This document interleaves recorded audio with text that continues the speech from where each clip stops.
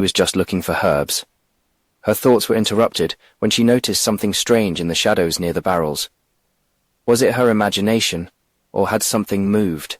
Liu kept approaching, cheerfully chewing his smelly preserve, while his bat rested lazily on his head, completely oblivious that he was heading directly toward.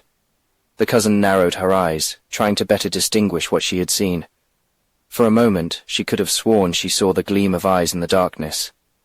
In Luna's room, the absence of Wei's class had made the morning unusually peaceful. Mayo hummed softly while brushing Luna's hair with expert movements, taking her time to create Luna's perfect favorite hairstyle that she normally had to rush. Matilda moved around the room with silent efficiency, folding yesterday's pajamas and organizing the training uniform for later classes. Luna's shadow wolf dozed lazily in a corner, enjoying the relaxed atmosphere. "We should thank Ren," Mayo commented while braiding a section of hair. "I have a feeling we'll have several mornings like this after Wei's humiliation. I could send him a bouquet of roses with a note saying something like, 'Thanks for an unhurried morning, with love, Luna.'" Luna rolled her eyes, and was about to respond, when 3 firm knocks resonated on the door. The girls exchanged glances and following protocol. Matilda opened the door to find 2 of the new students. The usual formality in their faces had been replaced by a sense of urgency. Luna noticed the change immediately. "Matilda, close the door." The newcomers didn't even wait for the door to close completely. "2 energy anomalies underground," the first reported without preamble. "Our companions with perception beasts detected them 1 minute ago. Something's happening under the school." "And that's not all," the second added. "The 4 caretakers assigned to your cousins sent a message. They believe they might be in danger again from their spy game shenanigans." Luna's wolf entered her shadow, responding to her concern. "Which game?" "They went out monitoring again, escaping early and unwatched. It seemed safe as always, so our team followed from afar, but apparently one decided to follow the Mushroom Boy," responded the first agent. "But the boy went to the caves again today. The energy anomalies, they're enormous. The kind that shouldn't exist under the Academy." "We need to act together." The second agent looked meaningfully at Luna. As agents infiltrated in a children's class, Julius couldn't form too strong a team since age greatly affected the rank children could reach through cultivation time. Individually, they barely reached bronze rank 1 and 2. Luna vividly remembered the incident with the gold rank 1 agent, if something similar was happening.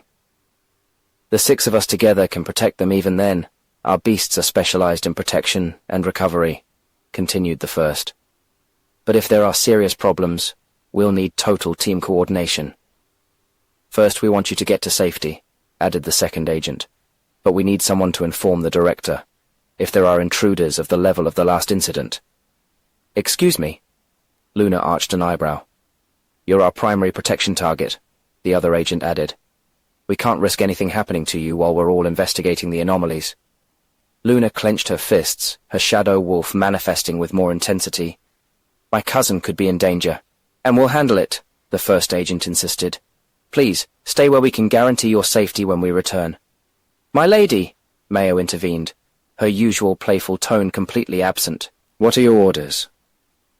Luna held her gaze for a long moment before sighing. "Fine, I'll stay. I'll go to the director," Luna decided. "You gather with the others." The agents nodded, apparently satisfied, and headed for the door, but Luna stopped them. "And girls," her voice turned icy, "if you find my cousin, make sure she returns safely." The students exchanged a look before nodding. When they left, Mayo and Matilda were already ready, their beasts partially manifested. "Do you think it's another Yino intruder?" Matilda asked as they followed Luna down the hallway. "I don't know." Luna clenched her fists. "But if someone hurts my cousin, they'll discover there are things worse than a gold rank 1 beast." Mayo and Matilda knew that expression on Luna's face too well. "My lady," Matilda began. "Mayo," Luna interrupted while her wolf began merging with the shadows. "Go to the director. Inform him of the situation." "And you?" Mayo asked, though she already knew the answer. Luna smiled while the shadows enveloped her. "I'm going to find my cousin, and let no one tell me who I can protect."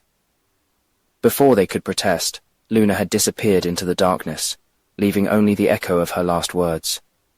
"Stop." Ren raised a hand when the tunnel ended abruptly against a crystalline wall that glowed with strange energy. It's here. Taro's living tunnel stopped, its segments pulsing while evaluating the new barrier. Ren's Hydra sniffed the surface, its crystalline scales resonating slightly with the material. Is this? Min approached to better examine the wall. The mana crystal barrier? Yes. Ren ran his fingers over the surface. But look at this.